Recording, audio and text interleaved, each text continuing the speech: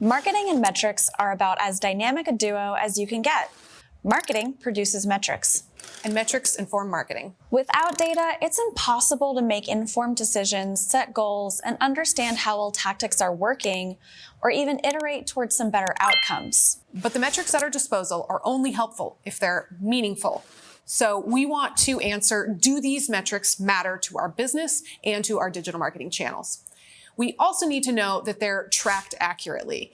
Can we trust the accuracy of the metrics based on the proper implementation of reporting? Finally, are they relevant? So, which metrics are best suited to answer the question at hand? We'll spend most of this class talking about the underlying metrics that matter. But before we do that, we need to set the stage for why it's so important to get these things right. So we're going to kick this off, our very first module, by looking at some of the common measurement problems marketers experience. It might seem a little counterintuitive, but you can actually have way too many metrics.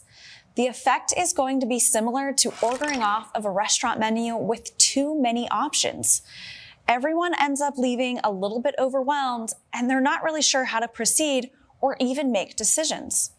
When there are too many metrics at play without alignment around which ones matter or a playbook on the ones that you care about, it's going to be a recipe for confusion, and your team is going to have a hard time making the right decisions that will impact your business in the way you want. On a business level, tracking too many metrics without identifying KPIs makes it difficult to prioritize initiatives and resources. On a campaign or channel level, it can lead to strategies that lack focus or direction, or trying to do all the things all the time. To cut through the chaos, we have to scrutinize which metrics are actually worth us tracking, and they should align with the objectives of our business, not just our overall marketing goals. We need to also make sure they're meaningfully tailored to the largest audience. So for example, are the marketing managers looking at more or different metrics versus the executive team? Spoilers, they are. Now, vanity metrics look great and make everyone feel good. But they're exactly that. They're just vanity metrics.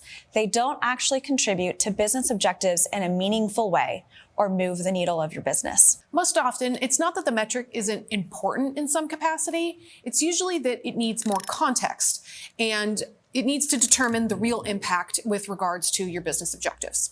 Take traffic, for instance. A couple of home run blogs can drive a considerable amount of top of the funnel traffic. But that traffic isn't always well qualified to convert and might not continue down the funnel. So while traffic gains look good on paper, the increases in those sessions might not matter very much to your business's bottom line. Next, we have shallow metrics. When metrics are shallow, they're just too zoomed out to really facilitate insightful analysis.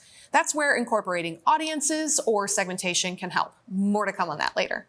For now, we want to keep things high level to show what we mean. Take a metric like site-wide conversion rate, or CR.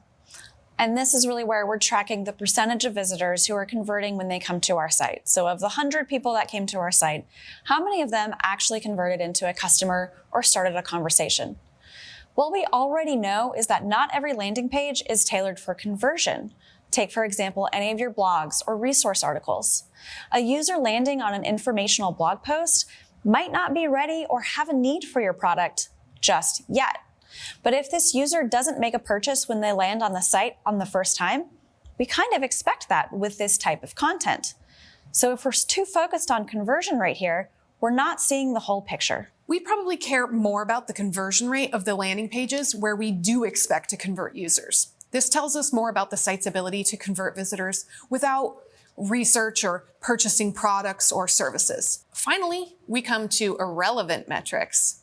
Different types of marketing play a different role in the customer journey. No piece of marketing is meant to do everything. So that's why the metrics we use to measure the success of the business, your initiative, your campaign, single landing page URL, any of the above, should be most directly related to what is actually the top objective of that marketing activity. So much of this is tied to the customer funnel and the metrics that matter most at each stage. So ultimately, we want to meet our users where they are and measure appropriately.